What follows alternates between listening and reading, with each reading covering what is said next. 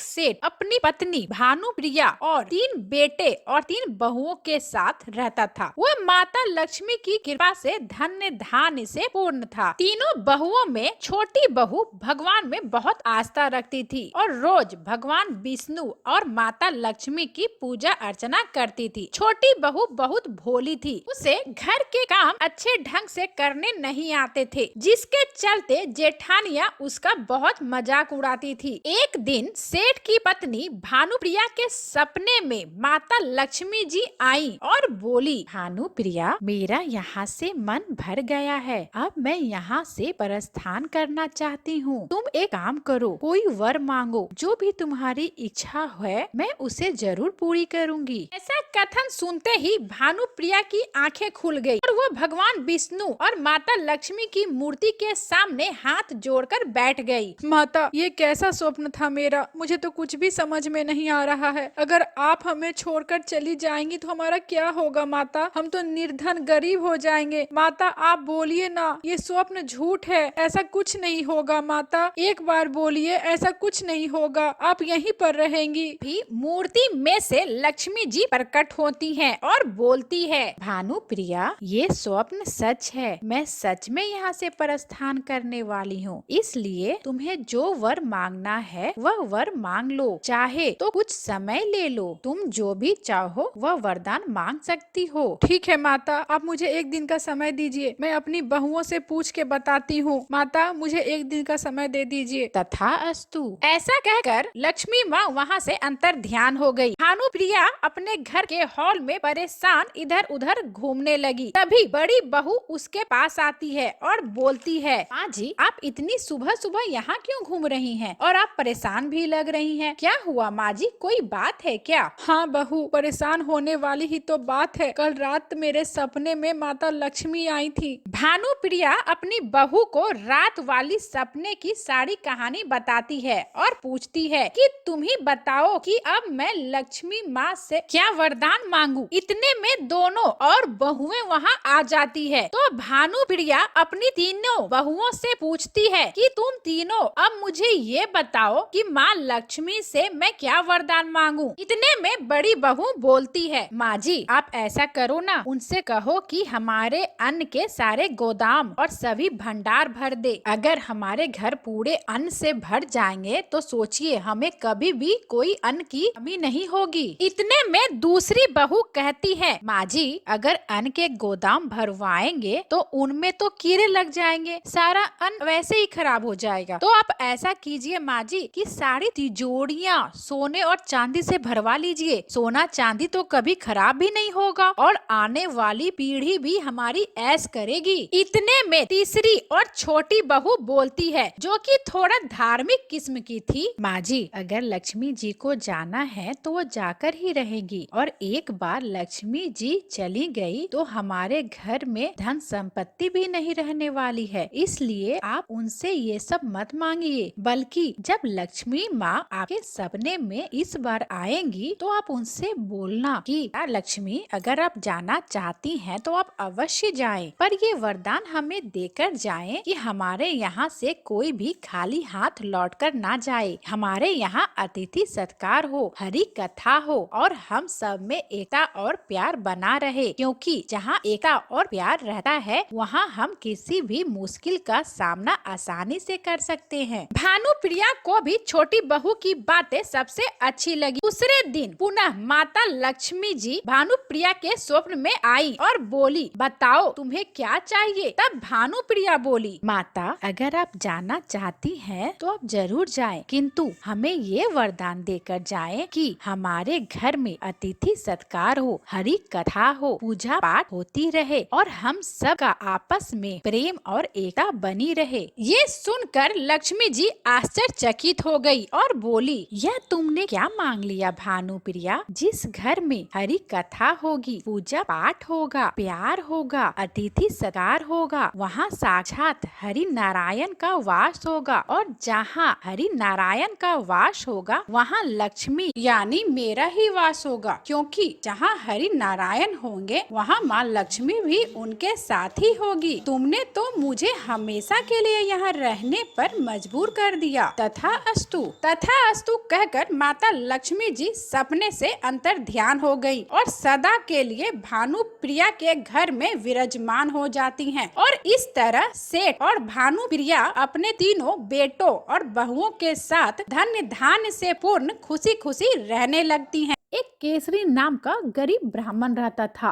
वह भगवान में बहुत आस्था रखता था, इसलिए वो रोज पूजा पाठ आरती करता रहता था। केसरी रोज पीपल के वृक्ष में पूजा करता और रोज पीपल के पेड़ में जल चढ़ाया करता था। पीपल के वृक्ष में माँ लक्ष्मी का वास होता है। एक दिन माता लक्ष्मी उस पर प्रसन्न होकर एक छोटी सी बच्ची का रूप धारण कर उस ब्राह्मण के पास आती हैं। पापा। बेटी, तुम कौन हो और यहाँ क्या कर रही हो?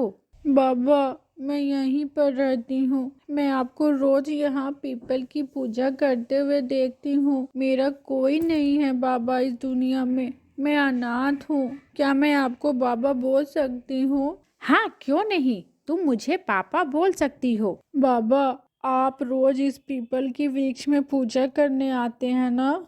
हाँ बेटी, ऐसा माना जाता है कि पीपल के वृक्ष में माता लक्ष्मी और सभी देवता का वास है, इसलिए मैं यहाँ रोज पूजा करने आता हूँ। अच्छा बेटी, मैं अब चलता हूँ, तुम भी अपने घर जाओ। किंतु बाबा, मेरा तो कोई घर नहीं है। अरे ऐसा नहीं बोलते, तुमने मुझे बाबा बोला है ना, तो मेरे साथ मेरे घर चलो। मेरी 3 बेटियां पहले से है, अब एक और तुम, तो अब मेरी 4 बेटी हो गई। आज से मेरी 4 बेटियां हैं। केसरी पैसे से गरीब जरूर था, किंतु वो मन का अमीर था। ऐसे तो उसके घर में खाने पीने की बहुत कमी थी। वो किसी तरह रूखी सूखी खाना अपने बच्चों को खिलाता और उनका लालन पोषण कर रहा था। वो 2 वक्त की रोटी भी अपने और अपने बच्चों के लिए ठीक से नहीं जुटा पा रहा था, किंतु फिर भी वो उस अनाथ बच्ची